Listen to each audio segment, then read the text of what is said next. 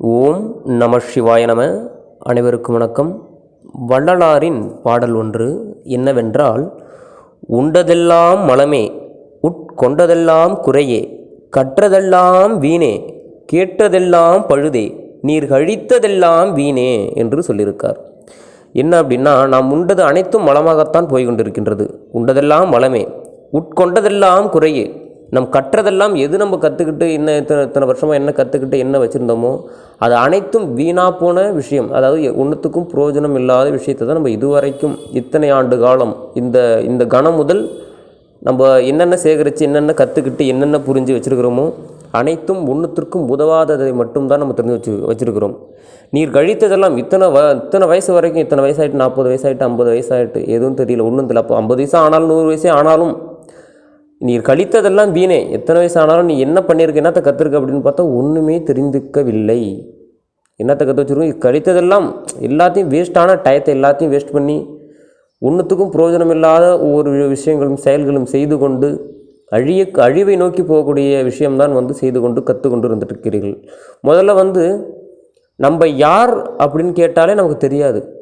நம்ம யார் என்னன்னு கேட்டால் பேரை சொல்லுவோம் அல்லது உடலை சொல்லுவோம். அதுக்கு என்ன சொல்கிறது அப்படிங்கிறது தெரியாது பதில்.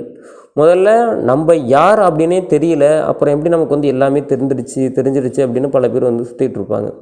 நல்லா புரிந்து கொள்ளுங்கள். அதான் வள்ளல் பெருமானார் திரும்ப சொல்கிறாரு, இதுவரை கழித்தது போல இனியும் வீண்காலம் கழிக்காதீர்கள்ங்கிறாரு. நம்ம இத்தனை வருஷம் வந்துட்டோம், இத்தனை வருஷம் ஏதோ தப்பாக செஞ்சால் அது என்னன்னே தெரியாமல் இந்த மாயை நன்றாக புரிந்து கொள்ளுங்கள். மாயையில் நீங்கள் உழன்று கொண்டிருக்கின்றீர்கள். பொய் நல்லா ஒன்று புரிஞ்சுங்க. மெய்யை மெய் உண்மையான இறைவனை பொய்ன்னு நினச்சிட்டீங்க. இந்த மாயையை உண்மை நினச்சிட்டு வாழ்ந்துக்கிட்டு இருக்கீங்க. இது நல்லா இருக்குது, இதுதான் சோகம், இதுதான் நல்லா இருக்குது அப்படின்ட்டு. நன்றாக புரிந்து கொள்ளுங்கள். இதுவரை கழித்தது போல இனியும் வீண்காலம் கழிக்காதீர்கள் என்று சொல்கிறாரு வள்ளல் பெருமானார். நீங்கள் இதுவரைக்கும் கற்றுக்கிட்டது அனைத்துமே எதற்கும் உதவாத ஒன்று தான் கற்று வைத்துக்கொண்டு நான் தான் அப்படிங்கிற அந்த அகங்காரத்தில் வாழ்ந்து கொண்டு இருக்கின்றீர்கள். இதனால் எந்த ஒரு பிரயோஜனமும் இல்லை. இது உங்களுக்கு என்னத்தை கொடுக்கும் அப்படி என்றால், உங்களுடைய மரணத்துக்கு இட்டு சென்று திரும்பி மறுபிறவி எடுத்து திரும்பி மறுபிறவி எடுத்து இந்த சிற்றின்பத்திலேயே இந்த பிறப்பு இறப்புங்கின்ற சுழற்சியிலேயே சிக்க வைத்து கொண்டுதான் இருக்கும்.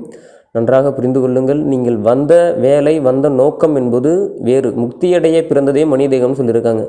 இந்த சிற்றின்பத்தையும் அனுபவிக்கணும், ஆனால் வந்த வேலை வேறு. இந்த சிற்றின்பத்திலேயே படுத்து உறங்கிவிடக்கூடாது. நம்மளுடைய வந்த கடமை என்பது இறைவனை அடைவதற்கு மட்டும்தான். உண்மையை தெரிந்து கொள்ளுங்கள். பொய்யான வாழ்க்கையில் வாழ்ந்து இந்த பொய்யான வாழ்க்கையிலே உழன்று கொண்டு இதிலேயே மாண்டு போய் திரும்பி பிறந்து இறந்து கொண்டு இருக்காதீர்கள். ஓம் நம சிவாய நம.